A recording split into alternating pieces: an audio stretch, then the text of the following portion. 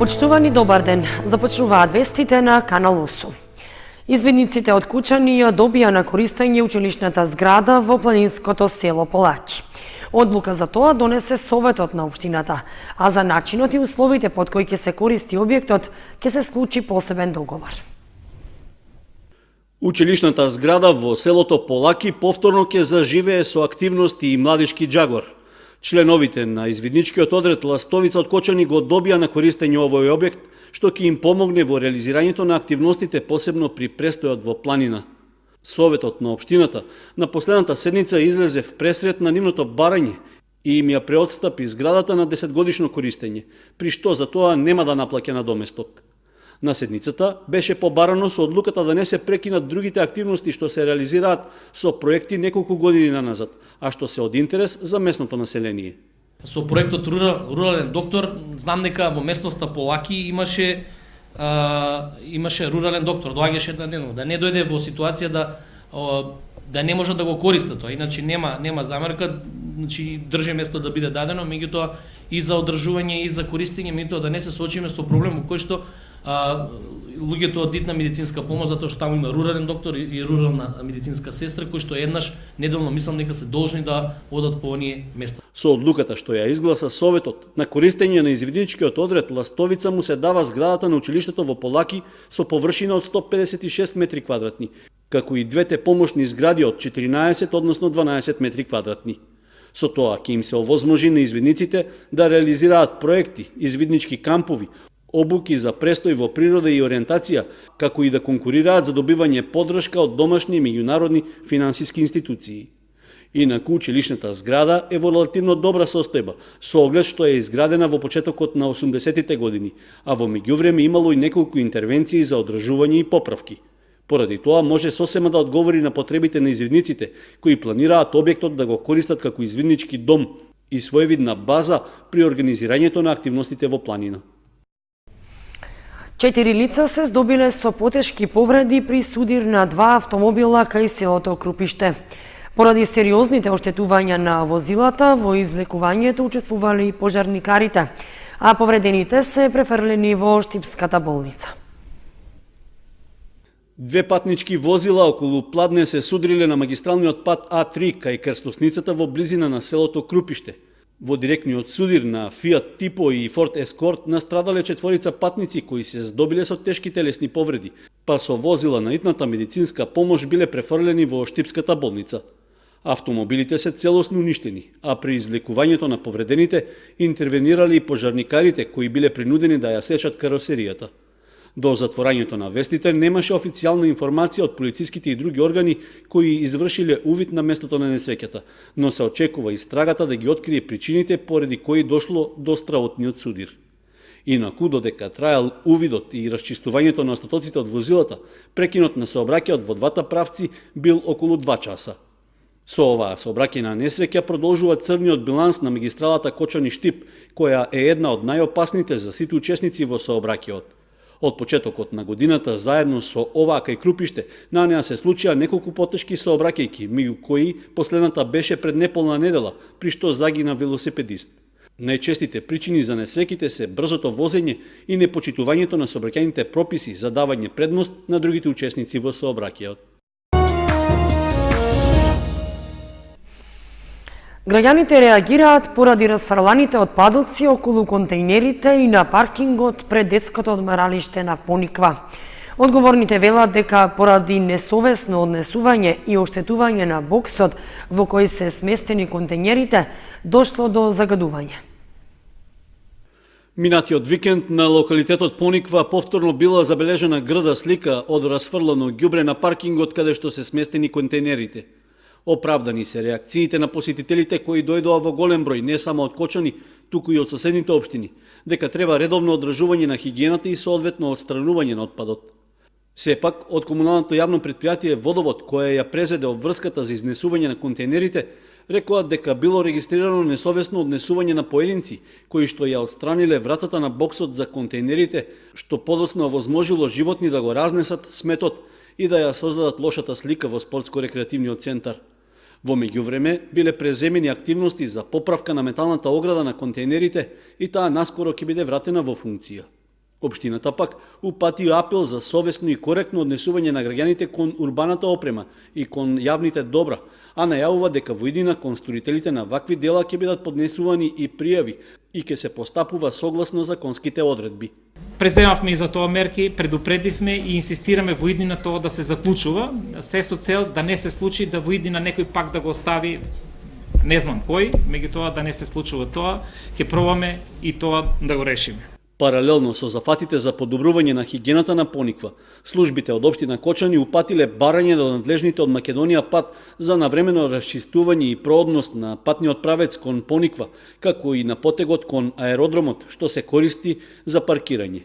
Причина за тоа е што токму во викендите, кога има голем број посетители со возила, тешко се приоѓа до местата за паркирање, поради што се создаваат големи мешаници, подолги колони и нервоза кај гостите. Планот за крводарување во Кочани реализиран со 77% или собрани се вкупно 1025 крвни единици во 2017. За годинава е планирано да се реализираат 20 крводарителски акции. Денеска се одржа првата акција за оваа година. Во просториите на Општинската организација на Црвен крст Кочани беше реализирана првата крводарителска акција согласно планот за крводарување во 2018 година. Истата беше спроведена во соработка со Институтот за трансфузиона медицина од Штип. Планот за крводарување во 2017 исполнет со 77%. За 2017 година, значи исто така беа спроведени 20 крводарителски акции. Вкупната бројка на собрани крвни единици е 1025 или годишниот план е исполнет со 77%. Во 2018 година планирано е да се реализираат 20 крводарителски акции, од кои 12 во просториите на Општинската организација на Црвениот крст и 8 акции на терен. Во 2018 година ќе продолжиме да работиме на промоција и напредување на крводарителството, каде што планирано е да се одбележат важните денови за крводарителите, тоа се 17 март, денот на крводарителите во Република Македонија и 14 јуни светскиот ден на крводарителите.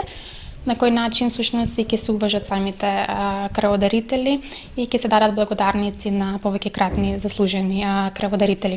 Исто така ќе работиме и на мотивирање на млади нови мотивирање и регрутирање на млади нови лица кои ќе се вклучат во ова крводарителско семејство преку спроведување планирано да се спроведат 4 мотивацијски работилници по 2 во двете средни училишта во општина Кочани.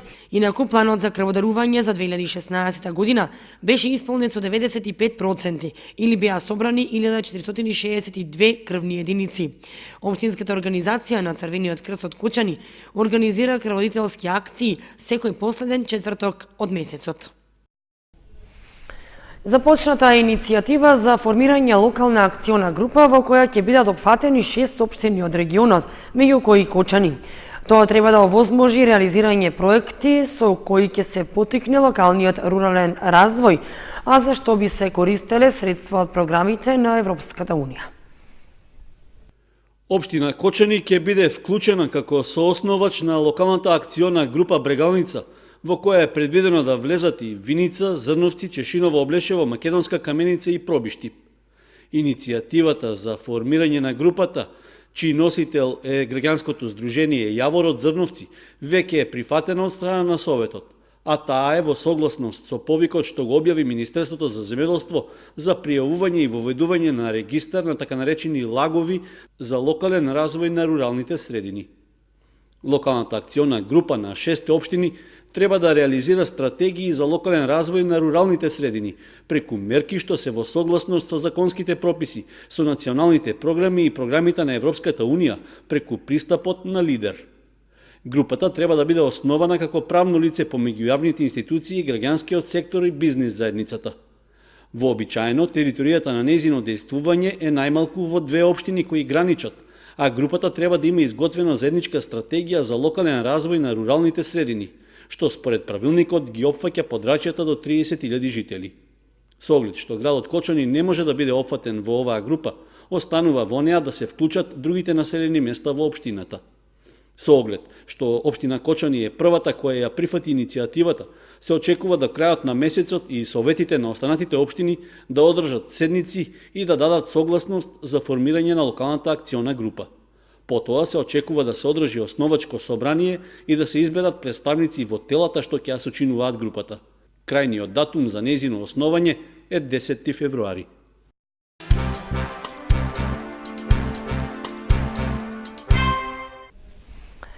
Општина Кочани годинава ќе организира манифестацијата за избор на спортист и спортска екипа за 2017. Свеченоста за доделување на наградите за најдобрите е закажана за 30 јануари. По истекот на рокот за пријавување на конкурсот за избор на спортист на Кочани за 2017 година, забележителен е интересот на спортистите и клубовите кои конкурирале за предвидените награди во неколку категории. За спортист на годината поднесени се 26 предлози, од кои една индивидуална пријава и 11 пријави од спортски клубови. За највисокото спортско признание што го доделува општина Кочани ќе се борат Грегори Давков од Фудбал Старс, каратистите од двата карате клуба Партизан и Кочани, Роберто Здравковски, Ѓорги Петров, Кристијан Грозданов, Ангел Стојанов, Мартина Шехинова, Ива Теушанова, Љубомир Давидков и Василија Христики. Потоа гимнастичарите Јана Николова и Стојан Атанасов, Филип Филипов од кошаркарскиот клуб Баскет Дино, велосипедистот од Поскок Стојан Николов, джудистите Дамјан Крстов, Христијан Павлов и Стефанија Павлова, тенисерката Даниела Колева, планинарите Гоце Серафимов и Тошо Антов, како и младата шахистка Јована Давидкова и атлетичарот Душан Павлов.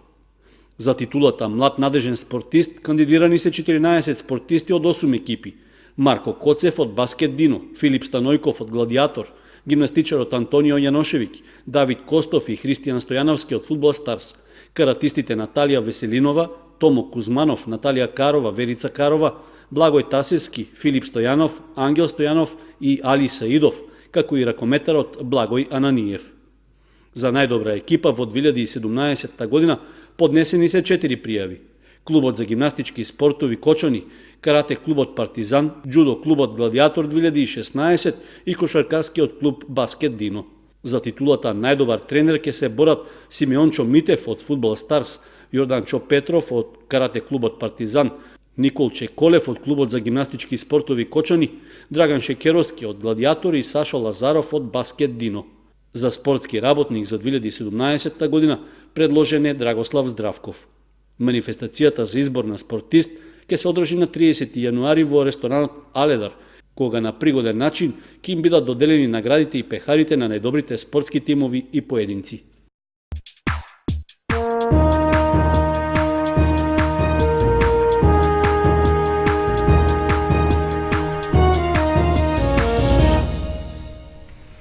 Следува информацијата од спортот.